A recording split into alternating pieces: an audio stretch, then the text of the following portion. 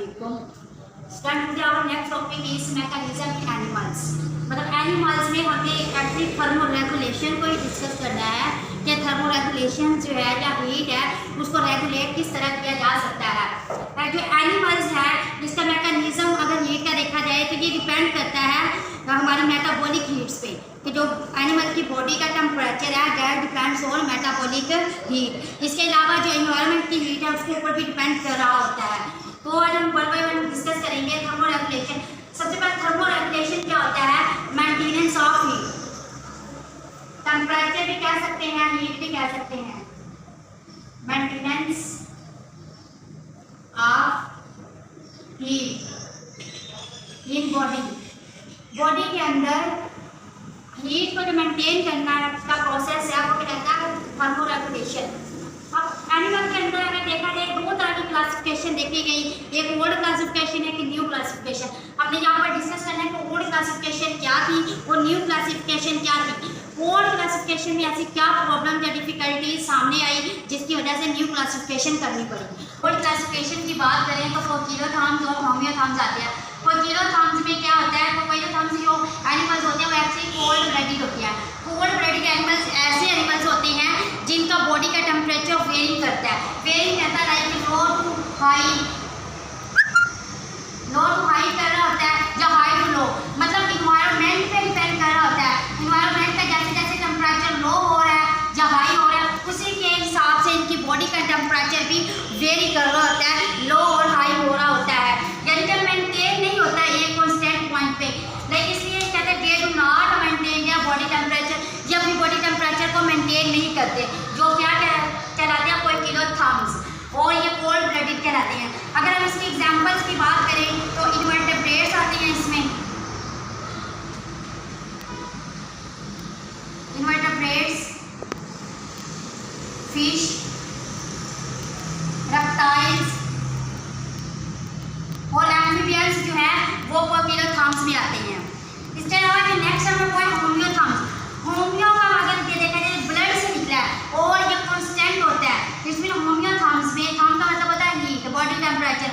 और इसमें क्या होता है जो एनिमल्स होते हैं वो अपने बॉडी टेम्परेचर को मेंटेन करते हैं, इसलिए ये वार्म ब्लडेड एनिमल्स कहलाते हैं। दे maintain their body temperature in narrow range, मतलब ये 36 और 38 के दरमियान अपनी बॉडी का टेम्परेचर को मेंटेन रखते हैं, लाइक 37 डिग्री पर ये क्या करते हैं? मेंटेन रखते हैं। ये कांस्टेंट टेम्परेचर होता है बॉडी का, होमियोथर्म्स का। इसके एग्जांपल्स में आता है मैमल्स, बर्ड्स, और मैमल्स में हम ह्यूमंस भी शामिल है। हमारे बॉडी का जो टेम्परेचर होता है वो 37 डिग्री तक ही रहता है। चाहे बाहर का टेम्परेचर जितना मर्जी अप कर जाए या लो कर जाए, हमारी बॉडी का टेम्परेचर मेंटेन रहेगा 37 डिग्री तक।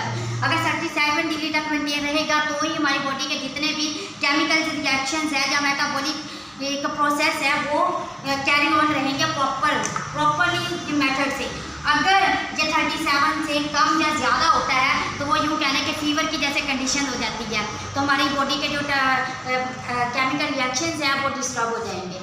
नेक्स्ट, अगर हमने इसकी प्रॉब्लम्स देखनी है कि न्यू क्लासिफिकेशन की ज़रूरत क्यों महसूस हुई, इसमें स्टूडेंट्स कुछ प्रॉब्लम्स देखी गई थी। लाइक डीप सी फिश पे अगर देखा जाए जो डीपली सी के अंदर पाई जा रही होती थी वो अपने बॉडी का टेम्परेचर को रेगुलेट कर पा रही थी। अभी हमने इसमें फोकिलोथर्म्स में क्या देखा कि फिश जो है वो अपने बॉडी का टेम्परेचर को मेंटेन नहीं कर पाई, लेकिन कुछ फिश ऐसी देखी गई जो अपने बॉडी के टेम्परेचर को रेगुलेट कर पा रही थी। इट्स मीन वो इसके अंदर फिट नहीं आ पा रही। इसके अलावा लिजर्ड भी जो थी वो अपने बॉडी के टेम्परेचर को रेगुलेट कर पा रही थी। लिजर्ड जो है ये रेप्टाइल्स में आता है, जबकि हमने इधर डिस्कस किया कि रेप्टाइल्स जो है ये फोकिलोथर्म्स है। फोकिलोथर्म्स जो अपने बॉडी के टेम्परेचर को रेगुलेट नहीं कर पाते, बट ऐसी लिजर्ड देखी गई जो अपने बॉडी के टेम्परेचर को रेगुलेट कर रही थी। तो इस तरह ये देखिए प्रॉब्लम्स क्रिएट हो रही है। और नेक्स्ट है ह्यूमन बर्ड। ह्यूमन बर्ड को अगर देखा जाए तो यहाँ पर अगर हमने जितने भी बर्ड्स लिखे हैं वो लिखे होमियोथर्म्स में जो अपनी बॉडी का टेम्परेचर को मेंटेन कर पाते हैं, बट कुछ ऐसे बर्ड्स भी निकल आए लाइक ह्यूमन बर्ड। वो ऐसे बर्ड्स थे जो अपने बॉडी के टेम्परेचर को मेंटेन नहीं कर पा रहे थे, इनकी बॉडी का टेम्परेचर फ्लक्चुएट कर रहा था। यानी कि इसके अंदर हालांकि मेटाबॉलिक हीट प्रोड्यूस हो रही थी, लाइक जिस तरह हमारे अंदर प्रोड्यूस हो रही होती है मेटाबॉलिक हीट्स, लेकिन उसके बावजूद अपने बॉडी का टेम्परेचर को रेगुलेट नहीं कर पा रहे थे। तो इस वजह से स्टूडेंट यहाँ से डिफिकल्टीज क्रिएट हुई ताकि एक न्यू क्लासिफिकेशन बनाई जाए। अगर हम नेक्स्ट क्लासिफिकेशन की बात करें तो इसमें 3 टर्म्स यूज हुई हैं, एंडोथर्म्स, एक्टोथर्म्स, हेटेरोथर्म्स। तो हम वन बाय यूज़ करते हैं। न्यू क्लासिफिकेशन में फर्स्ट ऑफ ऑल अगर हम देखें तो एंडोथर्म आ रही हैं। एंडोथर्म एंडोथर्म जो होती हैं वो ऐसे एनिमल्स होते हैं जो अपनी बॉडी की हीट को खुद ब खुद प्रोड्यूस कर सकते हैं। दे प्रोड्यूस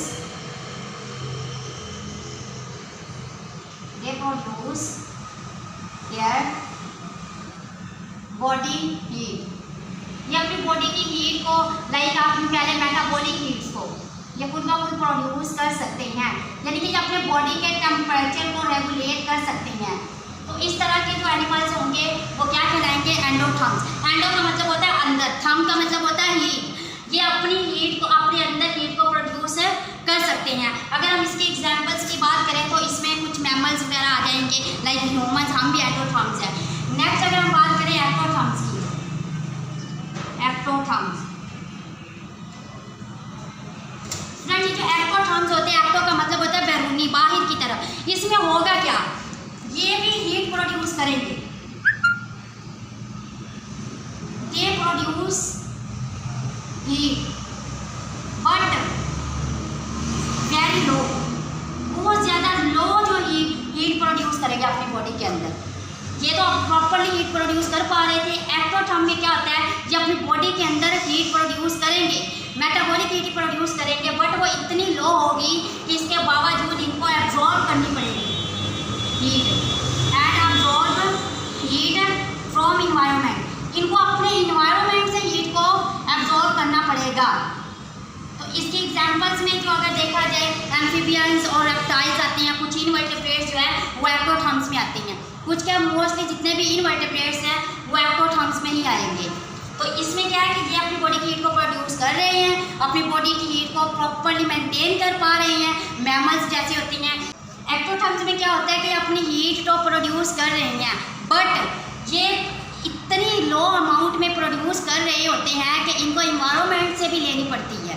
तो इस तरह ये एक्टोथर्म्स कहलाएंगे। इसकी एग्जांपल्स भी मैंने आपको बता दिए, इनवर्टेब्रेट्स और फिश वगैरह आती हैं। इसके अलावा जो है हमारे पास नेक्स्ट समझे हेटेरोथर्म्स।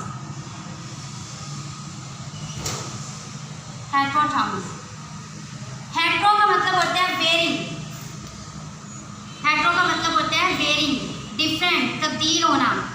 थर्म्स का मतलब होता है हीट। ये ऐसे एनिमल्स होते हैं जो हीट प्रोड्यूस करते हैं बट इन वेरिंग डिग्री। मतलब इसमें क्या होता है कि ये एक प्रॉपर कांस्टेंट अमाउंट में तो हीट प्रोड्यूस नहीं कर पा रहे होते। ये क्या कर रहे होते हैं? ये produce heat in their body in varying degree, मतलब ये चेंजिंग आ रही होती है इनके अंदर। तो इस तरह भी ये क्या करेंगे? अपनी बॉडी के टेम्परेचर्स को रेगुलेट नहीं कर पा रहे होंगे। तो इनको भी रेगुलेट करने के लिए क्या होगा? ये भी इन्वायरमेंट से भी ले रहे होंगे।